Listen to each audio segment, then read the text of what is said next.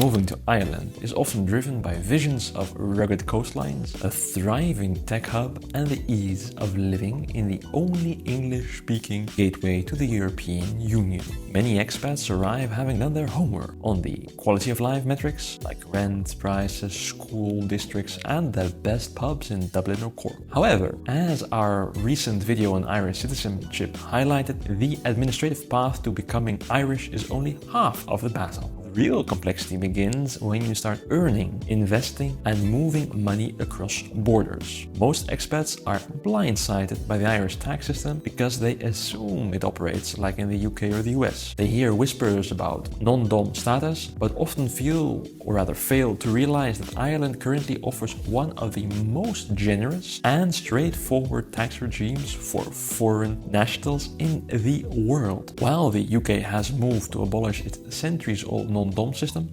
Ireland has preserved a model that allows you to shield your foreign wealth from local taxation indefinitely. If you aren't planning for this from day one, you are likely overpaying the Irish Revenue Commissioners. Welcome to Taxplained, explaining taxes so you can minimize your tax burden while you maximize your freedom.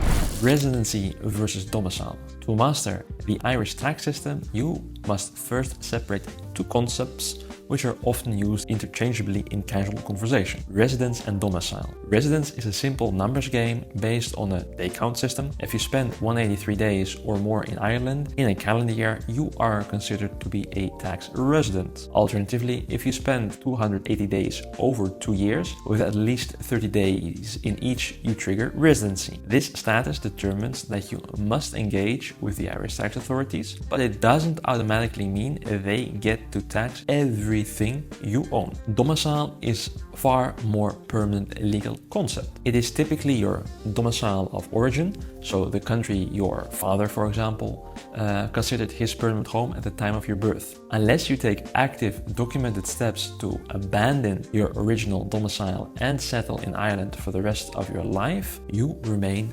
non-domiciled. This is basically the golden ticket for expats. Unlike the UK, which previously charged hefty annual fees for long-term non-doms or deemed them domiciled after 15 years, Ireland has not such time limit. You can live in Ireland for 30 years as a non-dom and continue to enjoy the tax advantages, provided of course you maintain the intent to eventually return to your home country. The core benefit of being an Irish non-dom is the remittance basis of taxation. Under this rule, the Irish government only taxes you on three things: income earned in Ireland, foreign employment income for work performed in Ireland, and any foreign income or gains that you remit, i.e. bring, into Ireland. This means that if you have a brokerage account in the US, a rental property in Spain, or a savings account in the UK, all those earnings can accumulate completely free of Irish tax,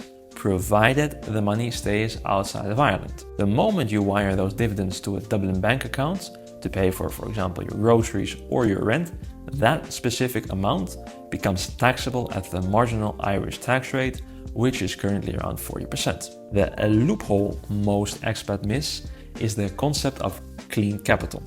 This refers to money you earned before you became an Irish tax resident. If you structure your bank accounts correctly before you land at Dublin Airport, you can bring that pre-arrival savings into Ireland tax-free at any time. However, if you mix your old savings with new interest or dividends earned after you move, that account becomes polluted. Under Irish law, if you withdraw from a mixed account, the Irish tax authorities assume you bring the taxable income first. This is why segregation of accounts is the single most important task for any high net worth expat. While income tax is manageable through the remittance basis, Ireland's approach to capital gains tax can be a shock to the system.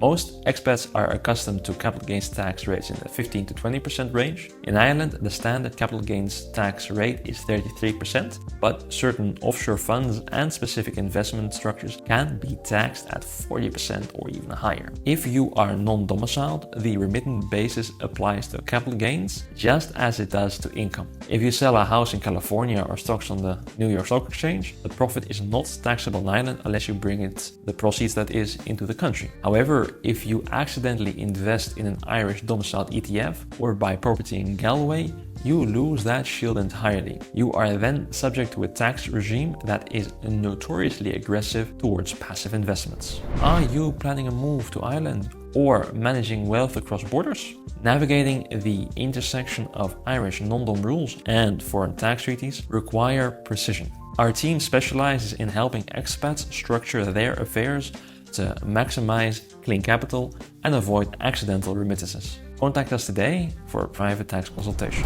Another area where the Citizenship video didn't dive deep is the capital acquisitions tax, which is Ireland's version of inheritance and gift tax. At 33%, it is one of the higher rates in Europe, and the tax-free threshold, especially for non-relatives, are surprisingly low. However, there is a specific 5-year rule for non-doms. If you're living in Ireland but are not domiciled here, you are generally not liable for Irish CAT on foreign gifts or inheritance unless you have been a tax resident for 5 consecutive years.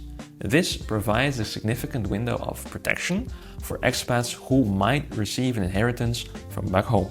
Even after that 5-year mark, if the asset is located outside of Ireland and the person giving is not an Irish resident, a non-dom can still often find paths to mitigate this tax liability. The most frequent mistake we see is the indirect remittance. You might think you're being clever by using a US credit card to pay for your life in Ireland, thinking the money isn't entering the country. However, if you pay off that credit card bill using foreign income, Irish revenue views that as a remittance. The service was enjoyed in Ireland and the debt was settled with foreign earnings. It is, for them, a taxable event. Similarly, many expats overlook the ordinary residence rule. After you've been a resident in Ireland for 3 consecutive years, you become ordinarily resident. This status stays with you for 3 years after you leave the country. If you move away from Ireland but don't account for this till period, you could find yourself still owning Irish tax on foreign investment income even while living back in your home country or the country that you moved to. The Irish tax system is incredibly welcoming to those who arrive with a plan and a clear understanding of their domicile. It is a jurisdiction that rewards the international in international citizens. By keeping your pre-arrival capital separate, understanding the nuances of what constitutes a remittance, and leveraging your non-dom status, you can enjoy all the benefits of Irish life without the burden of worldwide taxation. This means Ireland remains a top-tier destination for those who are looking to optimize their tax footprint, but the window of error is small. Ensuring your bank accounts and investment portfolios are Ireland ready before you trigger residency is the difference between a successful relocation and a costly administrative nightmare.